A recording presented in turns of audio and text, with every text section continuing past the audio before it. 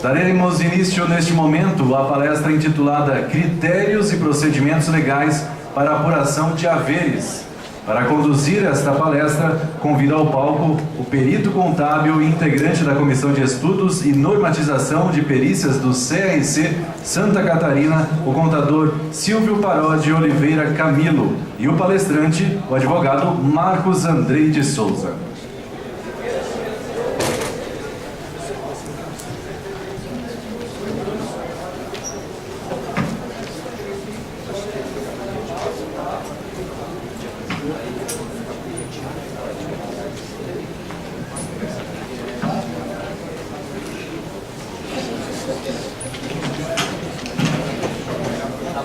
Passo assim a palavra ao contador Silvio Parodi, que irá saudar o palestrante e fazer a leitura do seu currículo.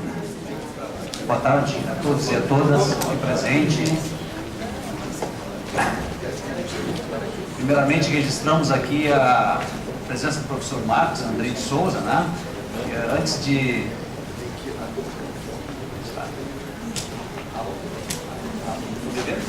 Está bem registrado agora? Alô? Agora ficou melhor, né? Muito bem, então registramos a presença do professor Marcos Andrei de Souza. E antes de iniciarmos a leitura do currículo do professor, agradecer aqui a presença dele, né? Dizer que muito nos honra receber aqui os ensinamentos e conhecimentos que ele passará a todos vocês, né? Esperamos que seja proveitoso. Então, o professor Marcos Andrei de Souza, ele é advogado formado pela Universidade Federal de Santa Catarina, ele é doutor e mestre em Direito Comercial pela PUC de São Paulo, especialista em Direito Comercial pela FURB. Foi professor de Direito Comercial do SESUSC, Florianópolis, professor aprovado em primeiro lugar no concurso para professor substituto de Direito Comercial da Universidade Federal, professor de Direito Comercial do curso de especialização da FECAP, Salvador, na Bahia, professor assistente do professor Fábio Ulloa Coelho dos Santos, né? Do curso de especialização da PUC de São Paulo. É professor de Direito Comercial da Escola Superior de Magistratura de Santa Catarina e também do Instituto de Justiça Federal de Santa Catarina, da Escola do Ministério Público de Santa Catarina e também da Associação dos Magistrados do Trabalho de Santa Catarina.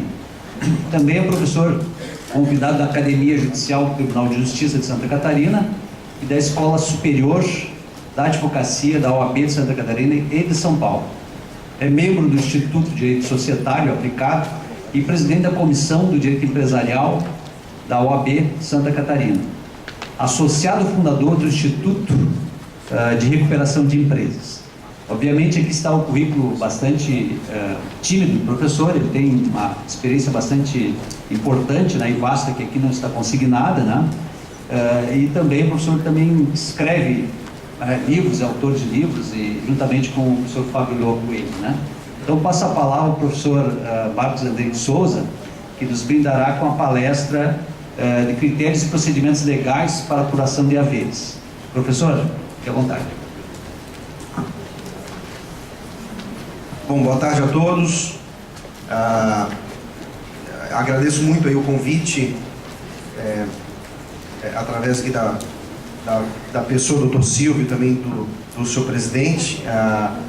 Já em algum tempo a gente vem conversando em trocar, em fazer esse bate-bola, né, com a comunidade dos contadores, que, querendo ou não, para quem lida com empresas, a parte jurídica e contábil ela é absolutamente indissociável. Nós temos várias experiências profissionais e todas as operações que a gente trata, sejam elas societárias, recuperação judicial, falências ou como administração judicial, eu absolutamente me nego a fazer sem a presença de um contador, por conta da multidisciplinariedade que envolve a assessoria empresarial. Bom, eu vou ter que ficar em pé aqui, né, porque tem alguns slides que tem alguns hiperlinks aqui. A gente fez um ensaio geral aqui, vamos ver se dá certo. A rigor, às vezes, quanto mais tecnologia, mais atrapalha, né? Se não tivesse, era sempre bem mais simples, tá? Eu vou fazer um esforço para evitar que o nosso debate tenha um excesso de juridiquês, e quem não é da área jurídica não gosta, né? Já sei disso, já estou preparado para isso. Já lecionei em curso de administração, já lecionei em curso de pós-graduação de administração, então eu sei que quando a gente vai entrando em sala, vai entrando aquela aula que ninguém quer, né? Então, trazendo um pouquinho dessa experiência, eu vou tentar fazer aqui um bate-bola, mas naquilo que a gente percebe que o perito judicial, ele necessariamente tem que saber, né?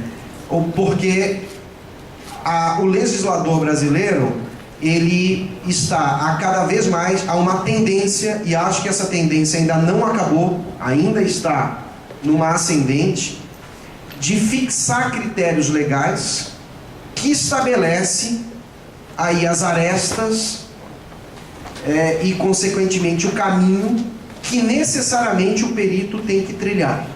O que eu estou querendo dizer é que a legislação brasileira era mais aberta, de modo que os peritos judiciais, sobretudo nessa parte da avaliação de empresas, tinham uma margem de manobra maior para aplicar a sua ciência na avaliação de empresas, e o legislador, por conta de algumas discussões e alguns litígios que se deflagraram durante e após, né, o que é sempre extremamente nefasto, né? Após o trabalho estar concluído, haver questionamentos e, consequentemente, pedidos de nulidade de refazimento, o que é drástico para um processo dessa natureza. Então, por conta desses litígios, o legislador assumiu uma tendência de fixar alguns critérios. O recado que a gente vai tentar trazer aqui para vocês é justamente as modificações que o Código de Processo Civil introduziu, impôs e que norteará obrigatoriamente o trabalho dos senhores peritos. Então, essa é a contribuição que a gente vai procurar trazer nessa intervenção. Eu excluí dos slides questão de acordo, posições jurisprudenciais, mas eu fiz questão de colocar nos slides o texto de alguns artigos que inevitavelmente vão ter que acompanhar o trabalho dos senhores peritos, tá? Então, rapidamente, vamos tratar um pouquinho a questão da delimitação do tema. Eu procurei trazer os assuntos buscando o que a gente chama de aderência, ou seja, aquilo que envolve mais a realidade aqui de Santa Catarina. Então, nós não vamos trazer, por exemplo, a questão de avaliação de participações societárias em companhias abertas. São outros critérios, envolve inúmeras instruções normativas da Comissão de Valores Mobiliários, de modo que implicaria um encontro só para isso. Desde já eu me coloco à disposição, mas não teria como ter esse tipo de abrangência. Então, o que a gente procurou encontrar o que a gente chama de aderência. Qual é a realidade em Santa Catarina? 95% das sociedades no Brasil são sociedades limitadas, né, segundo os dados dos registros de comércio, e os procedimentos de apuração de haveres aqui em Santa Catarina são, sobretudo, de sociedade limitada e de outros tipos de sociedades contratuais. E, em alguns casos e espaços, e essa tendência vai aumentar, de sociedades anônimas de capital fechado. Então, basicamente buscando essa aderência que a gente procurou delimitar o tema. É importante, gente, nós adequarmos um pouco o linguajar, porque o linguajar jurídico modificou, e isso pode trazer algum tipo de confusão, que é sobre a palavra dissolução. Porque, originalmente, no direito brasileiro, quando se falava na palavra dissolução, quando estava no texto da lei, isso começou lá em 1939, a palavra dissolução, a lei sempre tratava da dissolução total da sociedade. Ou seja, que é a operação inversa da Constituição. Não havia previsão na lei de dissolução parcial, ou seja, aquela em que um ou mais sócios se retiram da sociedade e a sociedade se mantém com os remanescentes. Não havia isso na lei. Então, todos os textos que falavam a palavra dissolução tratavam de dissolução total, onde todos os ativos, a sociedade, ela parava de exercer seu objeto social, todos os ativos eram apurados, vendidos e o do fruto da venda pago passivo, e se sobrasse, faria o reembolso aos sócios, ou quem era sócio, e a sociedade se extinguia. A dissolução parcial foi uma construção doutrinária da jurisprudência, com base no princípio da preservação da empresa, com base no princípio da pluricontratualidade contratual. Não vou trazer essas teses jurídicas aqui, mas apenas para dizer para os senhores que, nada obstante a lei tratava de dissolução total, na prática o que se observava era a dissolução parcial com muito mais força do que a dissolução total. O que eu quero dizer? Se na prática havia uma sociedade onde um ou mais quisessem manter a sociedade, dificilmente os outros conseguiriam dissolver totalmente, porque o judiciário privilegiava e privilegia a manutenção da sociedade, tendo em vista os interesses sociais que em torno dela gravitam. Mas a legislação, quando falava de dissolução, falava sempre da dissolução total. Houve essa evolução jurisprudencial, de modo que nós tínhamos, antes do Código Civil de 2002, dois tipos de dissolução: a total e a dissolução parcial. Dissolução total quando a sociedade se extingue, dissolução parcial quando um ou mais sócios se retiram e ela se mantém em relação aos demais. Então nós convivíamos com esse linguajar. O Código Civil 2002 trouxe uma outra nomenclatura, que nós precisamos lidar com ela. Ao invés do Código Civil 2002, foi a primeira vez que no direito brasileiro se positivou a dissolução parcial. Até 2002 não tinha na lei dissolução parcial. Ele trouxe um outro nome, que é a resolução da sociedade em relação a um sócio. Essa expressão é uma expressão de lei, tá? Tá lá, é um capítulo lá. Resolução da sociedade em relação a um sócio. Então, nós passamos a ter, em 2002, de um lado a dissolução total e de outro a resolução da sociedade. Estou falando isso porque amanhã ou depois os senhores vão ler alguma coisa, seja lei, seja doutrina, vocês vão ter que se deparar com esses linguajar. Então eu estou trazendo qual é o linguajar que está vigorando hoje. Estou trazendo só essa evolução, porque isso vai depender do ano da obra que os senhores eventualmente forem pesquisar. De modo então que até 2015, até esse ano, nós tínhamos no direito brasileiro ou dissolução total, regida pelo Código Civil, ou resolução da sociedade, também regida pelo Código Civil, só que em outros artigos. Ok? Isso até 2015. Agora, em março de 2015, passa a vigorar o Código de Processo Civil. E o Código de Processo Civil interfere, ele tem um capítulo específico da dissolução parcial da sociedade, que vai dos artigos 599 a 609.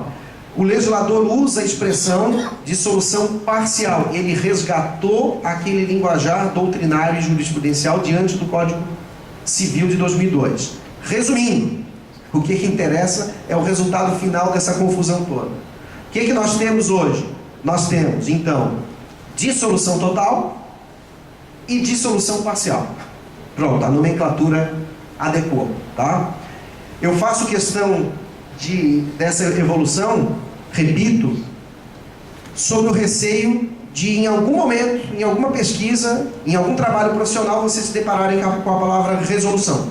Se vocês encontrarem a palavra resolução, é daquele período ali antes, Código de Processo Civil, que quer dizer dissolução parcial, que é o assunto que nós vamos tratar aqui, que é a dissolução parcial das sociedades. Peço desculpas, eu sempre falo isso, peço desculpas se para vocês é muito óbvio o que eu vou falar agora.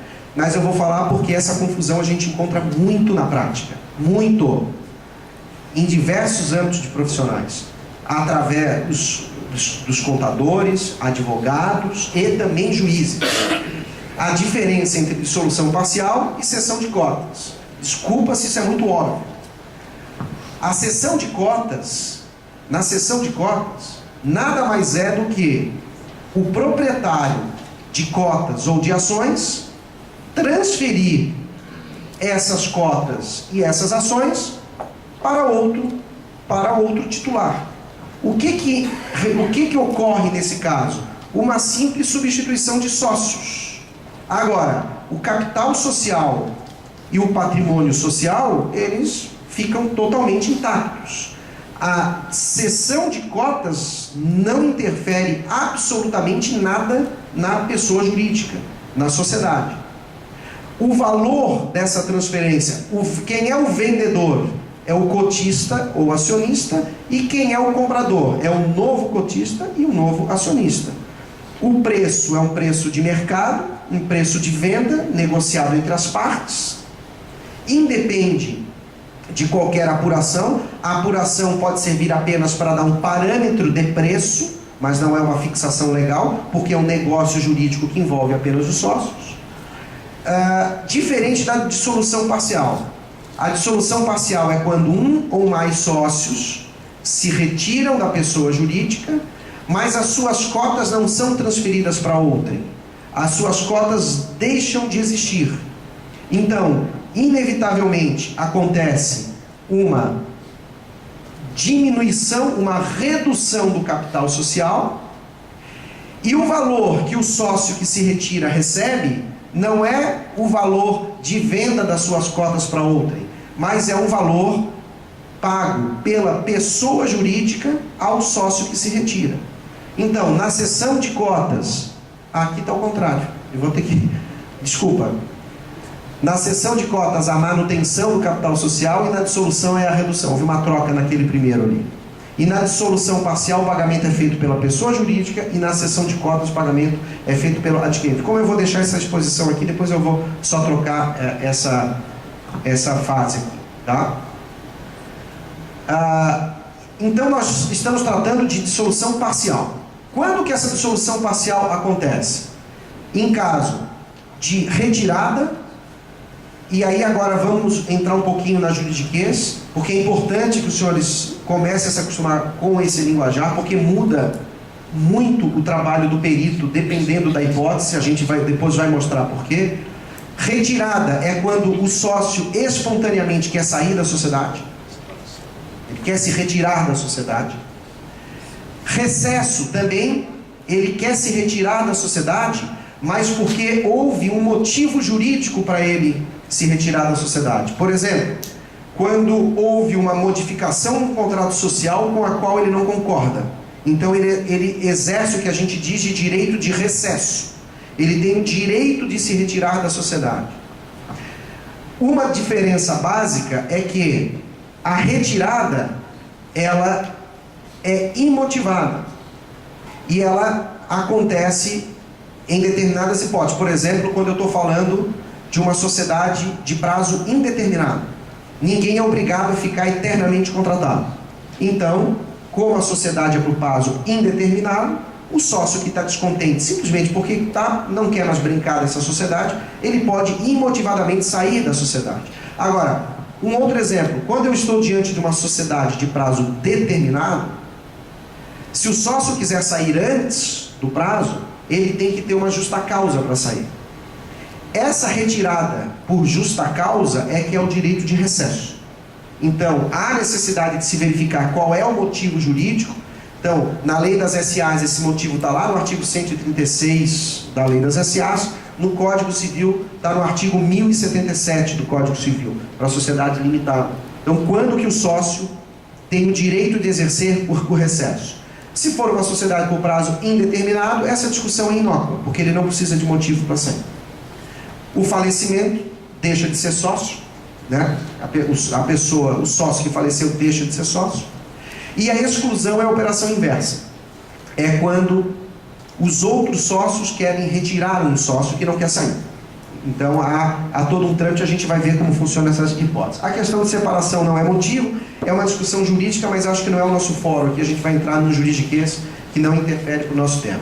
Sempre que ocorrer uma das hipóteses de dissolução parcial, onde o sócio sai, não há substituição e haverá redução do capital social, o sócio vai receber um valor, ou o sócio ou seus herdeiros e sucessores.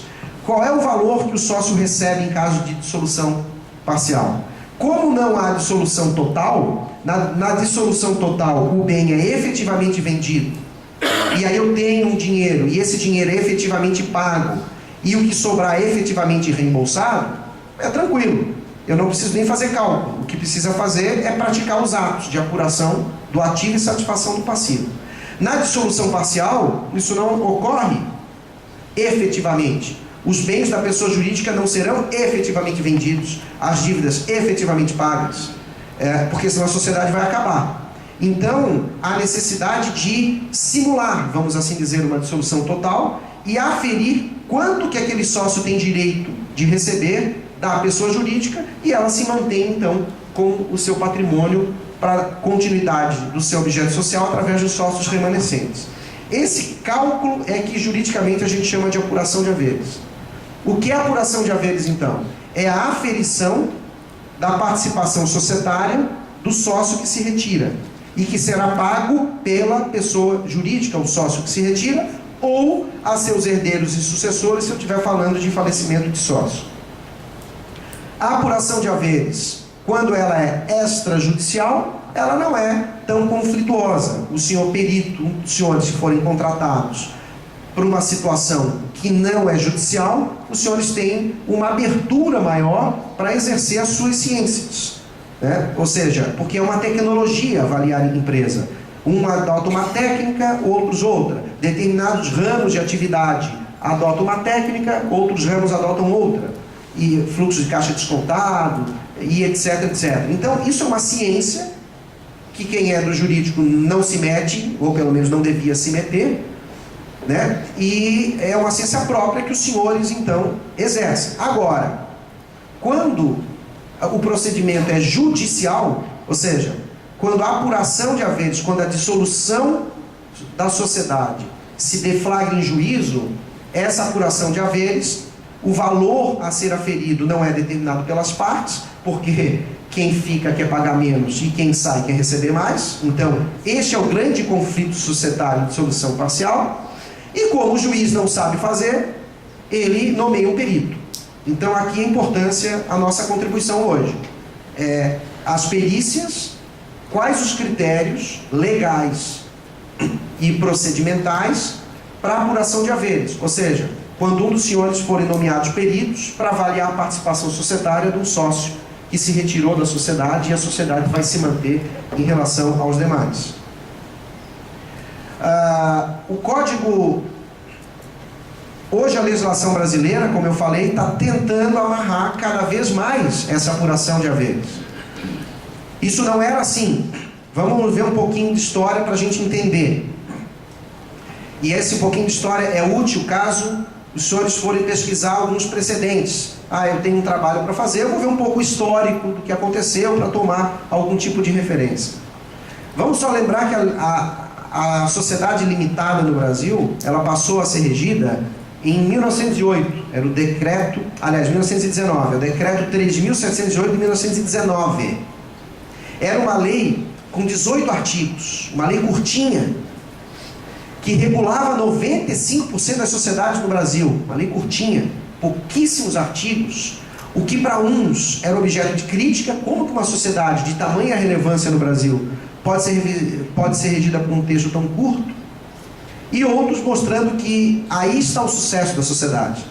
Ela é regida por poucos artigos e tem um princípio que é o do individualismo, ou seja, ela é fortemente adaptável nos casos concretos.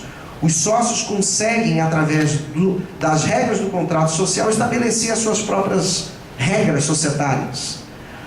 De modo que essa lei sempre foi vista como um enorme sucesso. Em 2002, quando veio o Código Civil criou um capítulo. Então ele revogou aquela lei extravagante e colocou no Código um capítulo próprio da sociedade limitada, onde passou a reger mais a exaustão esse tipo societário. E vamos aos artigos 1052 a 1087. Só fazer a conta aí, ver quantos artigos, aumentou um pouco. Resultado, o que os institutos de jurimetria no Brasil apontaram? Aumentou o nível de demanda de litígio sobre sociedade limitada. Passou a regular mais, tem mais litígio, né? Passou a lei a prever expressamente a necessidade de prestação de contas anuais, aumentou o número de litígio, porque as prestações não eram... Só para dar um exemplo. Então, mais lei, mais litígio. Por incrível que pareça, o efeito acabou sendo inverso. Na parte de apuração de haveres, o legislador só previa uma coisa. Aqui a gente vai começar realmente a entrar no nosso assunto. A lei só previa uma coisa, aquela lei de 19, que quando o sócio exercia o seu direito de recesso, o valor das suas cotas era o valor aferido, o valor das cotas, no último balanço aprovado, que quase sempre é de 31 de dezembro. Né? O exercício social do contrato social, o exercício social fixado no contrato social não precisa ser de 1º de janeiro a 31 de dezembro. Mas por que a esmagadora das sociedades fixa esse exercício social? Porque todo ano a gente tem que fechar o balanço para fins de imposto de renda, que tem que ter como database 31 de dezembro. Então, fixa-se esse mesmo exercício social para fazer o trabalho uma vez só. Né? A lei permite que o exercício social seja 1º de abril a 31 de março. Só que isso vai ter que fazer o levantamento 2 vezes no ano. Né? Então, vamos imaginar que a dissolução da sociedade estivesse acontecendo hoje. Hoje o sócio saiu da sociedade. Então eu vou ter que pegar o balanço de 31 de dezembro de 2015, que foi aprovado, e ali eu vou pegar simplesmente o valor contábil daquela cota. Ou seja, um valor economicamente muito baixo, porque ele invariavelmente vai confundir com o valor nominal, ou seja, com o valor do capital social. Só que o valor do capital social, os senhores sabem perfeitamente, o valor do capital social não corresponde ao valor do patrimônio social. Capital social, valor nominal do capital social, é a importância que o sócio se compromete a contribuir para entrar na sociedade.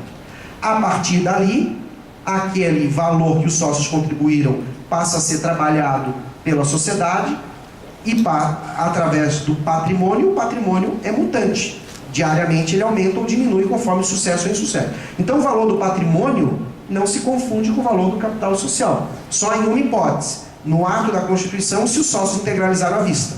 Ali o valor é o mesmo, mas no dia seguinte já não é mais. Né? Então, segundo o critério da lei de 1919, era o valor contábil do último balanço aprovado. Isso passou a ser questionado porque isso não era justo. E aí criou a teoria do fair value, ou seja, da aferição do justo valor. Os sócios, para sair, ele tem que receber um valor justo. E esse valor não é justo, afinal de contas ele contribuiu, a sociedade enriqueceu, quando é a hipótese dele, com os recursos dele. Não é justo que na hora que ele se retira, ele receba aquele valor simplesmente que ele contribuiu. É como se apenas os outros sócios passassem a se aproveitar da valorização patrimonial daquela sociedade. Então, os tribunais passaram a aceitar a aferição da fair value, do valor justo. E aí, o balanço deixou de ser o critério e o critério passou a ser o patrimônio. Então vamos ver qual é o patrimônio que a sociedade tem. Vamos aferir o patrimônio líquido da sociedade, ou seja, o valor do ativo descontado o valor do passivo. E aí a doutrina e a jurisprudência passaram a quebrar o critério da lei e passaram a usar um critério criado pelos tribunais e pela doutrina, que é o valor patrimonial. A partir daí passaram a surgir inúmeras dúvidas, porque eu tenho muitos critérios de avaliar um ativo de uma sociedade. Eu posso avaliar um ativo pelo valor contábil, ou posso avaliar um ativo pelo valor de saída do bem. É diferente. A contabilidade trabalha com custo de aquisição, o valor de mercado trabalha com valor de saída. Né? O valor contábil dessa cadeira para essa instituição é a nota fiscal do custo de aquisição. Agora, o valor de mercado é quanto que eu consigo vender se eu botar aí no Mercado Livre. Os valores são diferentes. O valor intangível entra, o valor intangível não entra. Só valor tangível, não valor tangível. Outra, a perspectiva de lucro entra. A sociedade tem negócios já gerados, mas vão se realizar futuramente. Entra ou não entra? É injusto que não entre. Afinal de contas, ela celebrou aqueles negócios com a contribuição do sócio que está. Não, é injusto que entre, porque afinal de contas o sócio vai sair do risco. E não é justo que ele receba algo sem o risco de quem continua. Então, passou-se. Essas eram as discussões, para ser bem resumido, que passaram a se travar no judiciário por conta da fixação de um critério. O fundo de empresa, o fundo de comércio, entra ou não entra? O valor econômico entra ou não entra? Então essas eram as discussões que os tribunais brasileiros passaram a travar desde lá da década de 30, 40 até 2002. Vamos assim dizer, que o Código Civil tentou estabelecer um critério por conta dessas diferenças que uma perícia judicial poderia alcançar sem necessariamente que fossem erradas. Era só uma questão de critério. Critério é critério. Critério contábil não é mais certo ou mais errado do que o critério patrimonial, que não é mais certo ou mais errado do que o critério econômico, que não é mais certo ou mais errado do que o valor de mercado, o valor de cotação de bolsa, por exemplo. Não existe o certo e o errado, existe uma questão de critério. Qual o critério que vai prevalecer na medida que eu tenho uma parte que quer pagar menos e a outra que quer receber mais? Então, era isso que se deflagrava em juízo, e aí acontecia que as dissoluções e as apurações de haveres se perdem longos anos nos tribunais e consequentemente, provocam situações injustas, porque essa é uma situação que merece uma solução mais rápida possível, né? O que o Código de Processo Civil veio fazer é tentar diminuir esse litígio, fixando, dentro do possível, quais os critérios que têm que ser observados. Por isso que a partir de agora, não é mais uma questão de escolha dos senhores. Eu, perito, tenho a minha ciência. Então, quando eu for nomeado perito do juiz, eu vou adotar a minha ciência, já que o juiz me escolheu, é porque ele confia na minha ética e na minha moral e confia na minha ciência. E você vai escolher a sua ciência. Não é mais bem assim, porque os critérios são imperativos, ou como a gente diz, são prescritivos. Resumindo, são obrigatórios. Se a perícia não observa esse critério, a perícia vai ser questionada, vai ser anulada. Primeiro, a dissolução parcial de sociedade pode ter por objeto. Isso aqui o Código melhorou bastante. Sabe por quê? Porque na prática, o fato do sócio sair ou não sair, isso é o de menos. Os litígios que envolvem um sócio poder sair ou ter que ficar são mínimos.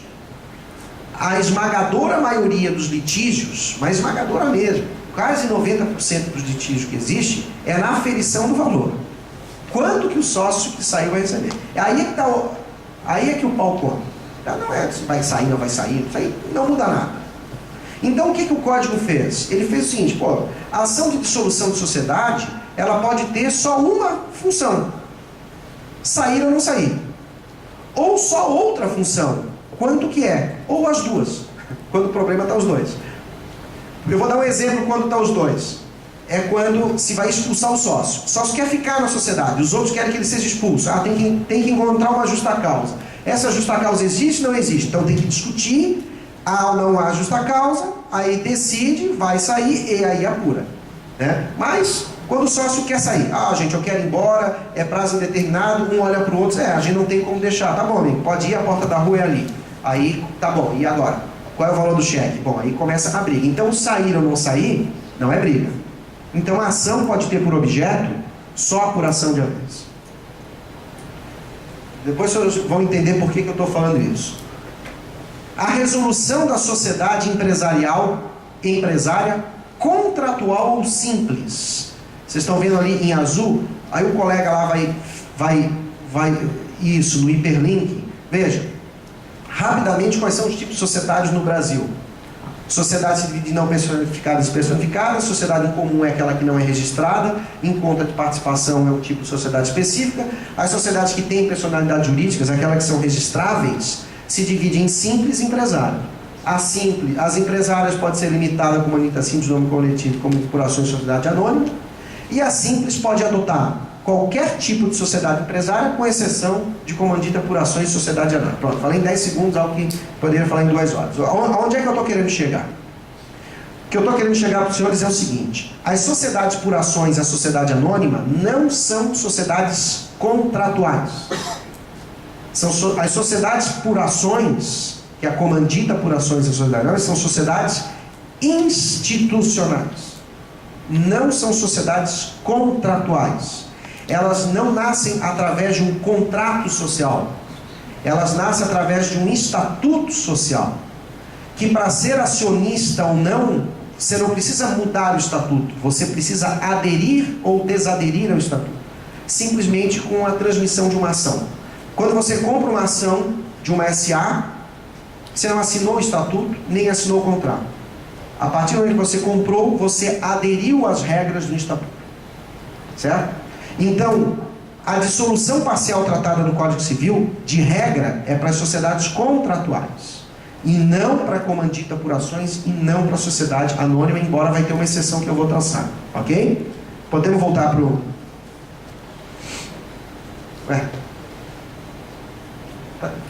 Ah, não, é porque você tinha que... Vai, pode ir. É que você tinha que clicar no...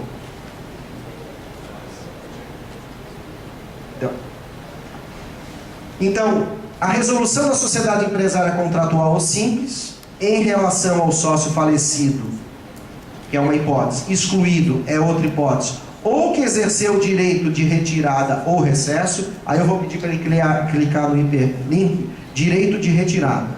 Está aqui, pode clicar aí. O direito de retirada, então, está regido no Código Civil. Então, veja que quando eu vou tratar de dissolução social, sempre tem que ter o Código Civil e o Código de Processo Civil. Então, veja que lá no Código Civil tem um artigo, ó, que diz que se a sociedade... Vamos ver se eu me entendo aqui. Onde é que é a luzinha? Ah, nossa senhora, agora... Você pode voltar lá para mim, por favor? Isso. Se eu acho a luzinha. Aqui, ó. Se de prazo indeterminado, mediante notificação aos demais sócios com mínimo de 60 dias. Se de prazo determinado, provando judicialmente a sua causa. Então, veja, o direito de retirada imotivada está aqui, ó, está na sociedade por prazo indeterminado. Qualquer sócio pode sair de qualquer sociedade indeterminada. Basta notificar com antecedência mínima de 60 dias. Aqui eu já quero chamar a atenção de uma coisa que o perito, vocês vão ver ali na frente, tem que observar. Quando ela fala com antecedência mínima de 60 dias, para ele sair da sociedade, quer dizer que ele deixa de ser sócio no 61º dia, né? Veja, porque ele tem que notificar com antecedência mínima de 60 dias. Se eu tenho que fixar os haveres no dia que ele saiu, qual é a data dos haveres? Qual é o dia que eu tenho que dizer a realidade patrimonial? O dia do 61º dia da notificação. Tá certo? Então, isso aí a gente vai ver ali na frente, mas para desde já a gente entender essa lógica. Se prazo determinado, provando judicialmente a sua causa. Agora eu vou pedir para você clicar só aqui, ó, voltar. Aí, voltou. Bom, podemos passar para o próximo. Olha só, a lei está criando uma exceção. Só que a exceção está muito ruim, com todo respeito. A jurisprudência tem aceito, contra o texto de lei, esquece, antes mesmo do Código de Processo Civil, a possibilidade de dissolução parcial de sociedades anônimas de capital fechado. A sociedade anônima não pode ter dissolução parcial, salvo por justa causa, salvo o exercício de direito de recesso.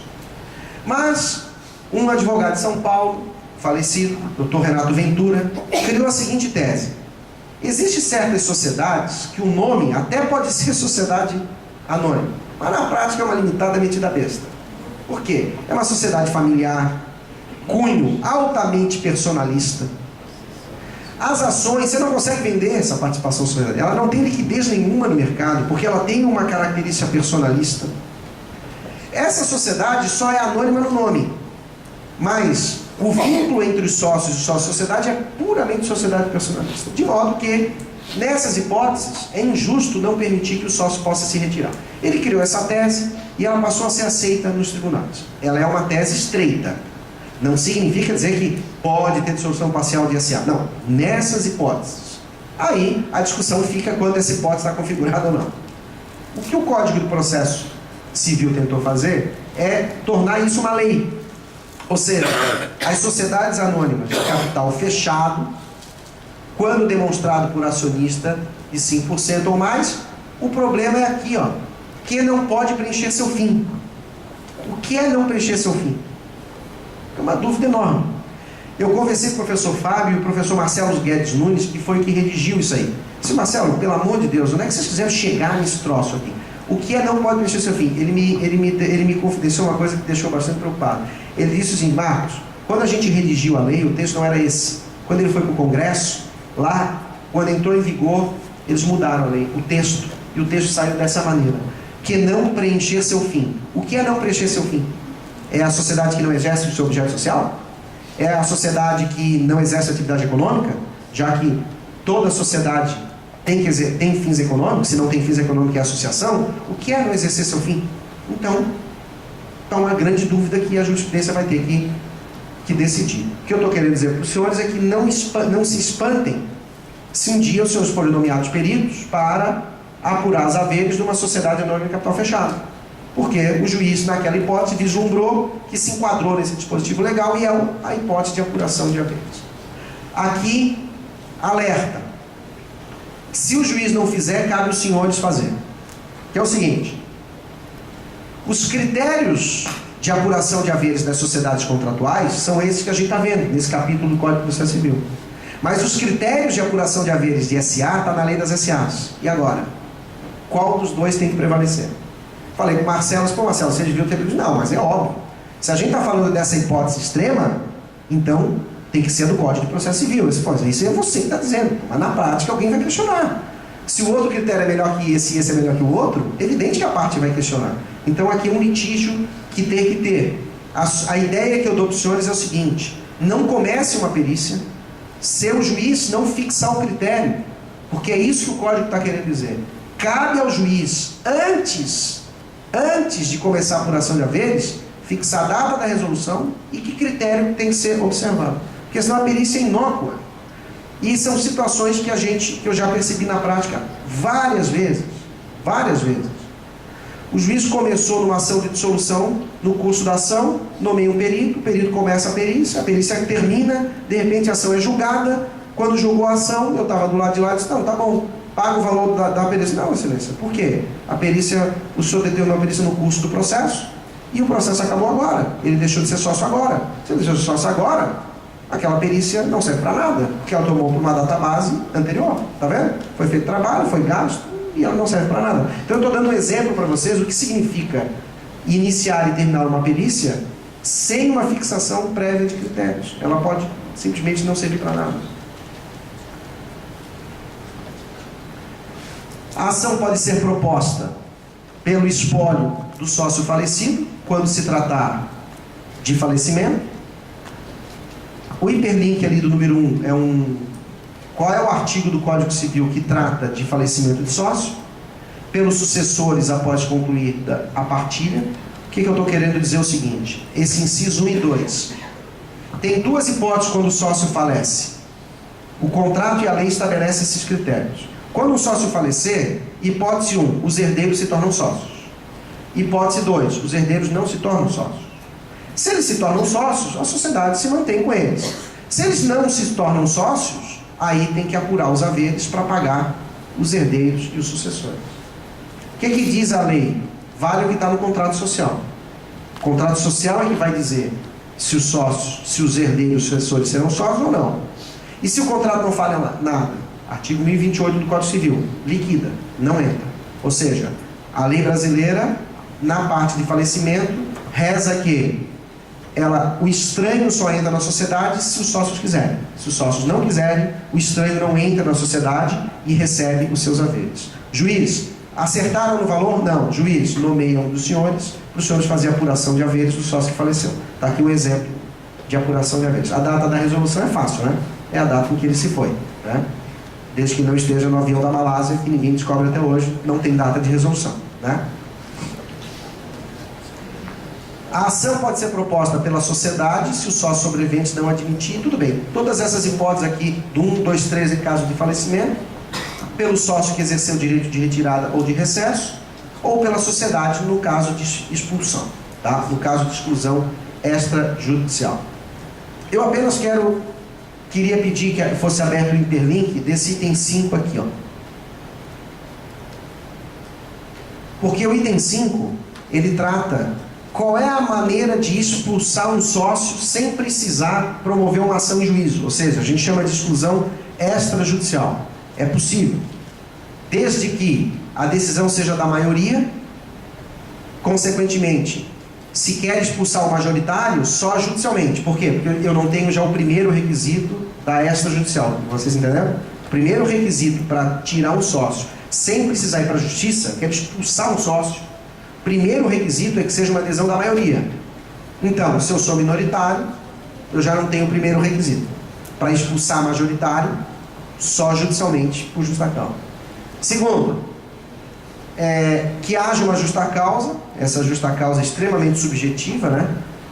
Que estão pondo em risco a continuidade da empresa em virtude de atos de inegável gravidade. O que é ato de inegável gravidade? Quer dizer, não basta o ato ser de gravidade, tem que ser de inegável gravidade. Mediante alteração do contrato social, desde que prevista nesta exclusão por justa causa. Então, veja, eu tenho 3 critérios aqui. Que a adesão seja da maioria, que tenha uma justa causa, que está colocando em risco a atividade, e que haja previsão no contrato. Se não há no contrato social uma cláusula que diz que o majoritário pode expulsar o minoritário, se não há essa cláusula, só judicialmente, porque não tem o outro requisito.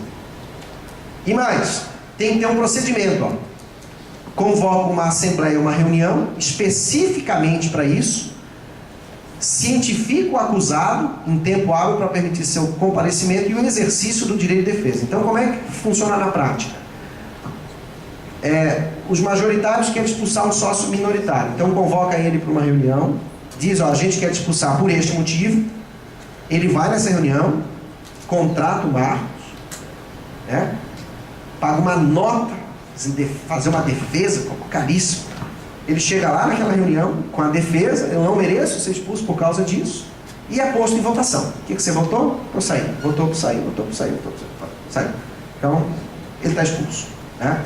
Então, o que eu quero dizer para os senhores é o seguinte, é claro que eu estou ridicularizando, mas não é bem assim. Né? Não é bem assim porque se fica consignado se há ou não razões, e mesmo assim o sócio insiste na inexistência de uma razão, isso pode ser questionado em juízo, pode gerar inclusive um assédio em relação ao sócio que foi injustamente expulso. Bom, pelo menos se dá um motivo para que as coisas fiquem consignadas. Bom, o que eu quero chamar a atenção é a data da resolução. Nessa hipótese, a data da resolução é a data da Assembleia. Então veja, quando o sócio pede para sair, quando ele notifica, quando ele faleceu é quando ele faleceu, quando ele foi excluído é na reunião que o excluiu. Então eu estou mostrando para os senhores que existe, dependendo da hipótese da lei, da dissolução, eu tenho uma data. Pode voltar aqui para mim, por favor? Lá no voltar. Isso. Eu tenho um critério. Já vou chegar nesses critérios, rapidamente. Só queria chamar a atenção disso daqui. Ó. É muito comum, na prática, um sócio sair da sociedade, querer os seus haveres, e os outros acusam que ele saiu porque ele fez um monte de besteira e gerou um monte de prejuízo para a sociedade. São coisas distintas. Uma coisa é o meu direito de crédito. Eu saio da sociedade e eu tenho direito aos meus haveres. Por mais besteira que eu tenha feito, nada retira o meu direito de crédito. Agora, se eu provoquei algum dano para a sociedade, aí eu vou pagar pelo dano que eu aferi. Dificilmente isso era aferível na mesma ação por uma questão processual. Não cabe reconvir porque o objeto, a causa pediu um juridiquês que não interessa para vocês. O que o Código de Processo Civil resolveu? Ele passou a permitir com que as duas coisas fossem apuradas de uma só vez. Então, os senhores podem ser nomeados, dependendo do caso, para apurar os haveres do sócio que sai e o dano que ele provocou. Porque esses valores podem ser compensáveis. E aí os senhores vão passar a régua e vão dizer, ele tem direito a receber isso, porque era o direito dos haveres menos o dano que foi aferido. Ou ele ainda tem que pagar, porque o dano que ele provocou é muito maior do que ele tem para receber. Tá? Então isso é uma novidade do Código. Então não estranhe se houver esse tipo de quesitagem quando um perito for nomeado. Para a apuração de haveres, o juiz fixará a data da resolução. Tá vendo? Extremamente importante. Sem data da resolução, não tem a data base para dizer neste dia as cotas valiam quanto. Esse é o trabalho do senhor. Definirá o critério de apuração de haveres à vista do disposto no contrato social e nomeará o perito. Então, a rigor, quando o perito for nomeado, isso já deve ter sido fixado. Se não foi fixado, é extremamente salutar que o juiz provoque o juiz, que o perito provoque o juiz para tanto. Excelência, nada obstante a minha nomeação, eu aceito o encargo, todavia, para que eu possa dar início aos meus trabalhos. O senhor, por favor, fixa a data da resolução. Isso não é de escolha do perito, é aí que eu quero dizer. Por quê? Porque isso é uma discussão jurídica. Dizer que uma cota vale 8, 10 ou 20 é uma questão do perito. Dizer qual é a data da resolução é uma questão jurídica. Dizer qual é o critério que eu vou usar, se é o patrimonial, se é o econômico, se é o contábil, não é uma questão do perito. Isso é uma questão jurídica. É essa a grande novidade do Código. Ele transmutou isso. Não cabe mais aos senhores entender qual é o valor justo. Cabe aos senhores fixar conforme o juiz está determinando. Se não houver determinação, não dá para começar a perícia. Ela vai ser invalidada, ela não vai ter resultado útil.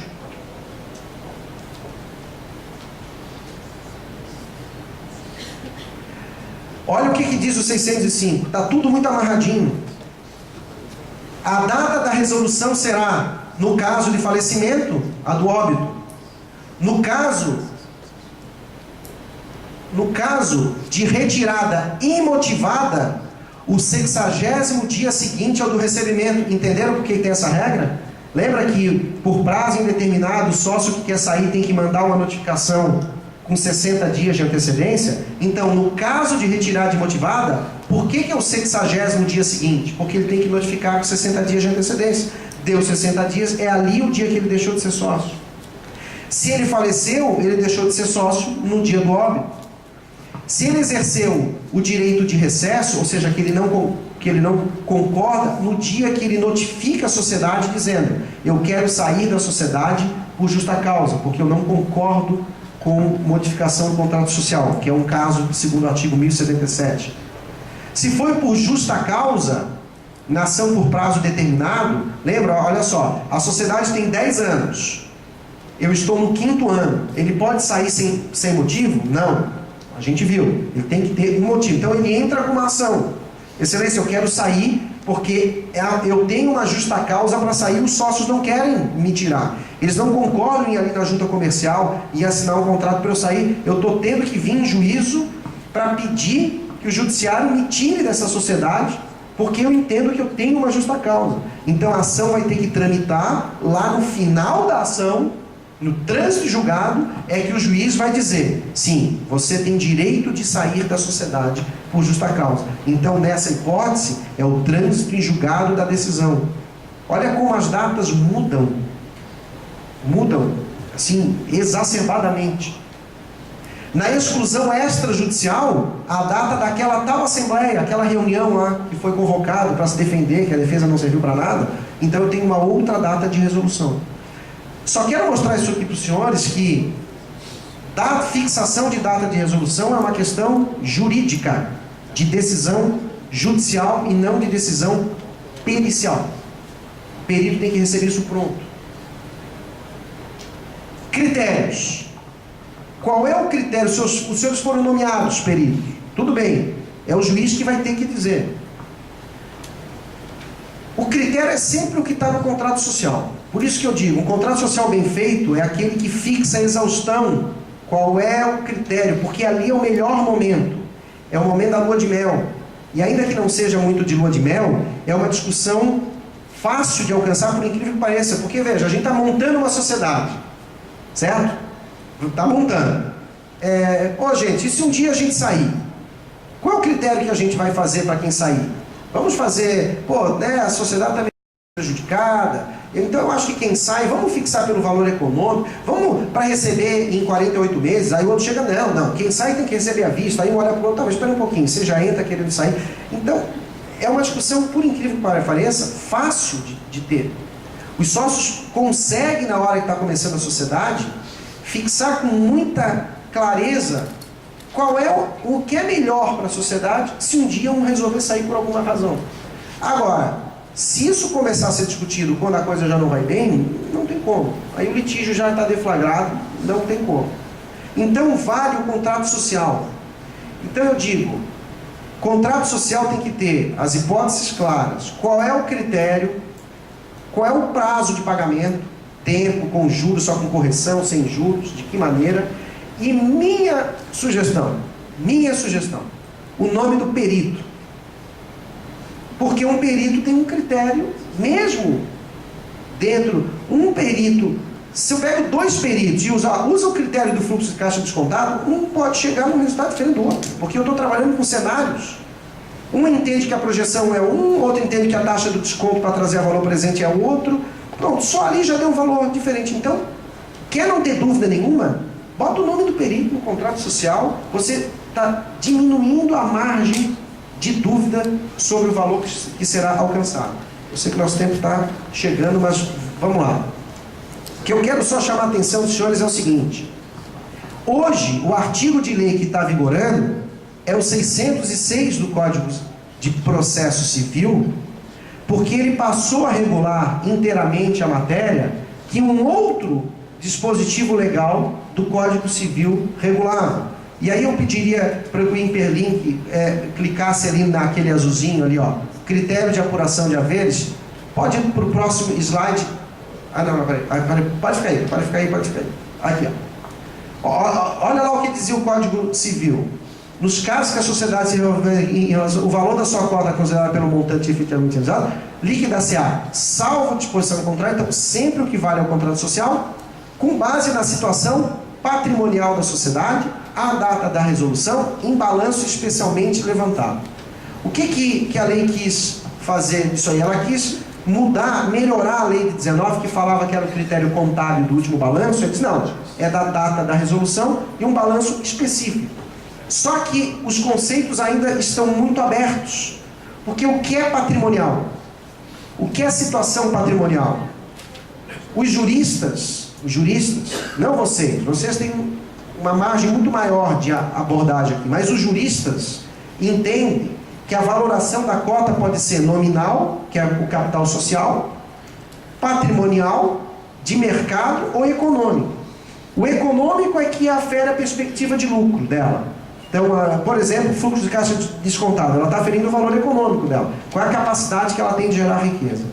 O valor patrimonial, ela não olha necessariamente esse valor econômico, mas ele olha simplesmente o valor do ativo diminuído o valor do passivo. Só que no valor do ativo, eu tenho como fixar ele segundo um critério contábil ou segundo um critério real, um critério de saída. Então, dizer simplesmente que é pelo patrimonial, eu posso chegar a 2 valores, o contábil e o real. O Código Civil tentou, quando ele diz balanço especialmente levantado, tentou dizer que era o real e não era o contábil, mas ele não está dizendo isso com todas as letras. Então, o que o Código Civil, aí você pode colocar no voltar, o que o Código de Processo Civil está tentando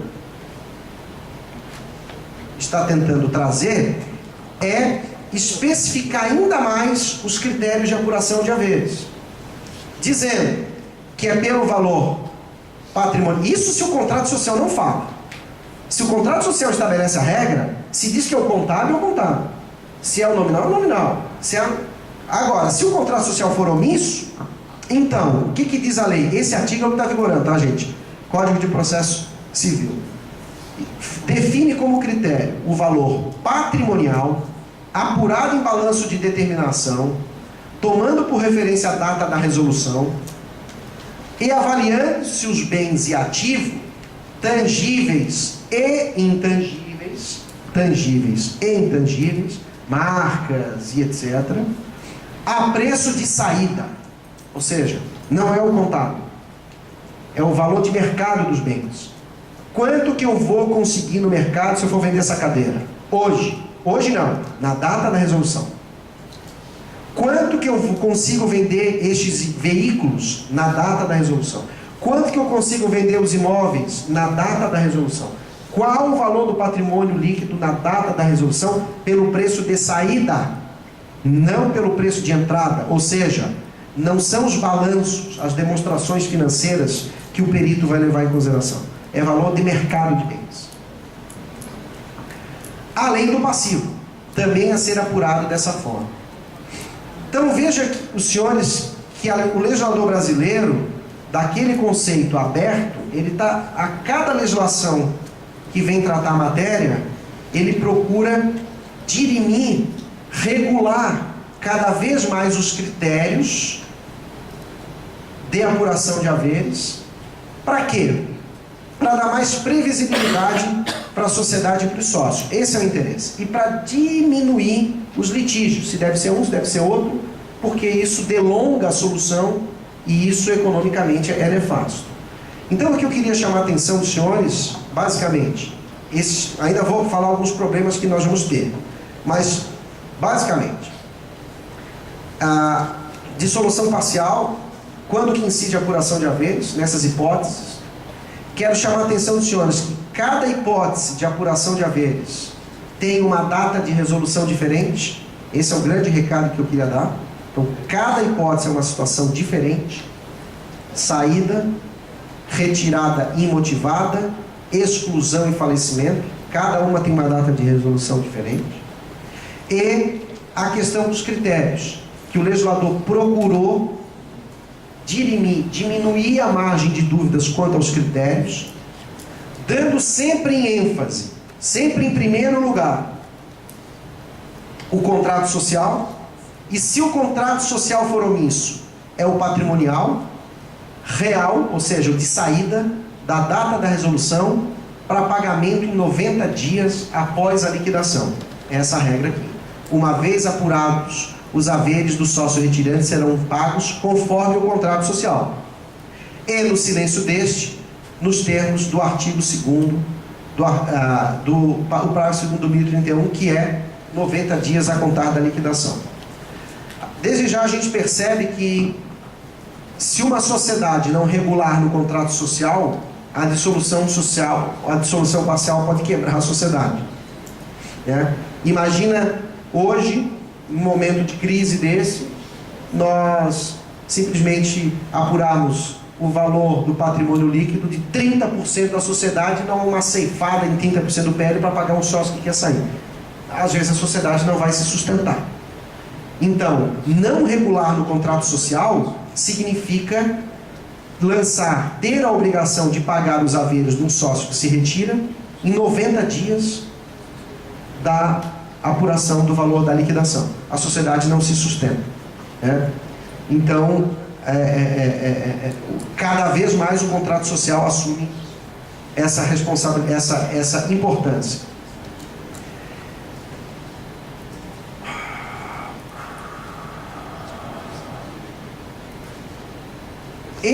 Esse ponto também é muito importante para a perícia de vocês. Eu acho que é o último aspecto que eu vou abordar pelo tempo, que é a questão de até quando o sócio tem direito a lucro e a partir de quando que ele tem direito a juros, porque isso entra na perícia dos senhores. Por exemplo, os senhores foram contratados, nomeados para fixar os haveres desta sociedade nesta data da resolução. O juiz disse qual é o critério. Esse critério, tá bom. Só que isso demanda um tempo. Demanda, a ação vem para frente, requisito complementar, tal, o juiz jogou, mandou pagar. Tá. A ação já tinha sido proposta. Como é que fica a questão dos juros? Porque no cálculo dos senhores, os senhores podem ter que incidir os juros. E os lucros que a sociedade gerou desde a propositura até a data da resolução e depois da data da resolução. Então, o que o Código resolveu foi dirimir um grande litígio que tem em relação a isso, porque o sócio que saía dizia o seguinte: escuta, enquanto eu não recebo os meus haveres, a sociedade está trabalhando com o meu dinheiro. Então, se ela está trabalhando com o meu dinheiro, eu quero receber toda a lucratividade que ela gerar até o dia que eu for pago.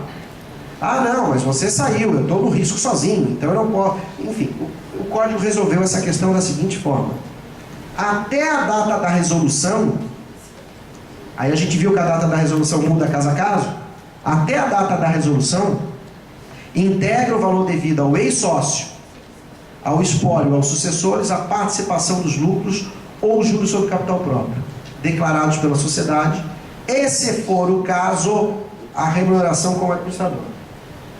Ou seja, enquanto ele exercer a administração. Após a data da resolução, aí eles têm direito apenas a juros e correção monetária.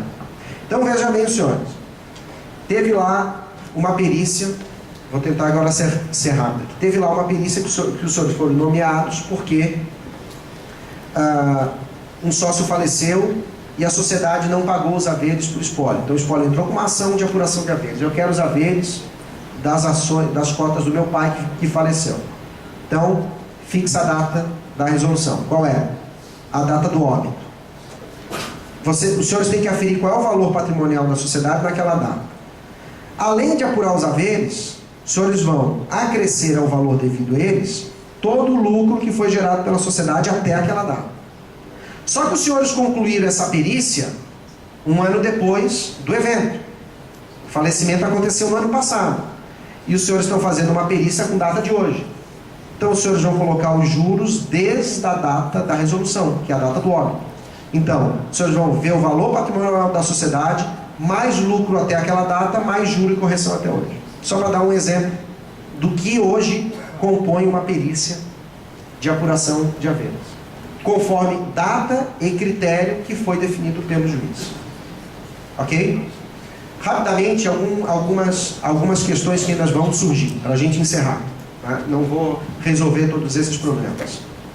Ainda fica a discussão: o fundo de empresa, fundo de comércio, entra ou não entra?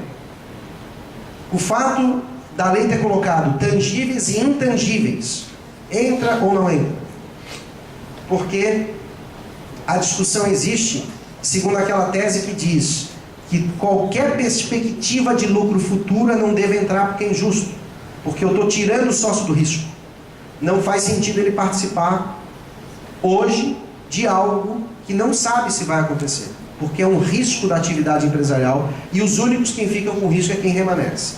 Os outros dizem não, é justo porque ele contribuiu com essa perspectiva de lucro.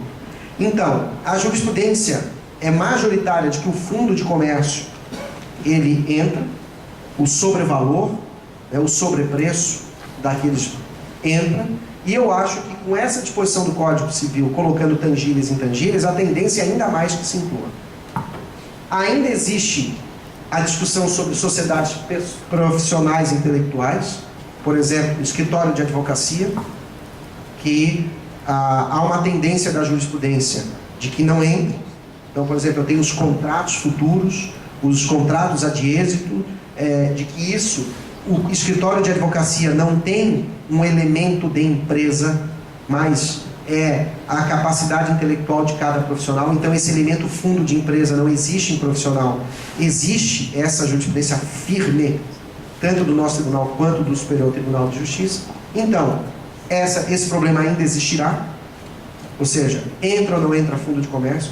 Daí a importância do perito consultar antes de começar a perícia. É o caso para incluir, na minha perícia eu incluo o fundo de comércio, não incluo o fundo de comércio, tudo que for dirimido, porque a tendência da lei hoje é dirimir antes. A questão da perspectiva da lucratividade eu já falei, ainda existirá. Aí eu estou falando, por exemplo, daquela sociedade que já ganhou alguns contratos de licitação. Não ganhou. Tá vendo? Então eu vou calcular. Ela ganhou 4 licitações, os contratos prevêem o recebimento de X milhões de reais nos próximos anos, coloque esse valor, porque a sociedade vai receber. Tá, mas vai receber menos? O governo vai pagar mesmo?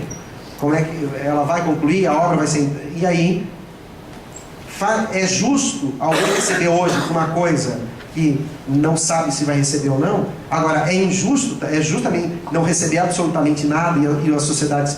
Então, essa discussão ainda vai persistir, porque ela, quem sabe, não foi totalmente dirimida com aquela tangíveis e intangíveis. Ela pode não ter ido tão longe. E os critérios para a sociedade anônima. Por quê? Porque nós vimos que nós temos um critério, que é o artigo 606 do Código de Processo Civil, que a gente acabou de ver. Esse critério aplica para a tal da sociedade anônima fechada, ou a sociedade anônima fechada é o critério da lei das SAs. Então isso, a doutrina e a jurisprudência vão ter que evoluir. Infelizmente, a gente ainda vai sair daqui com essas dúvidas, porque se eu disser que tudo isso está amplamente resolvido, eu estaria mentindo. Tá? Então, a gente ainda vai ter, embora a gente perceba que o Código contribuiu bastante para que essas dúvidas sejam dirimidas antes. É isso aí, acho que eu já fui desobediente, passei aqui um pouquinho do tempo, mas eu fico aqui à disposição para eventuais dúvidas e debates, aí, se for do interesse dos senhores.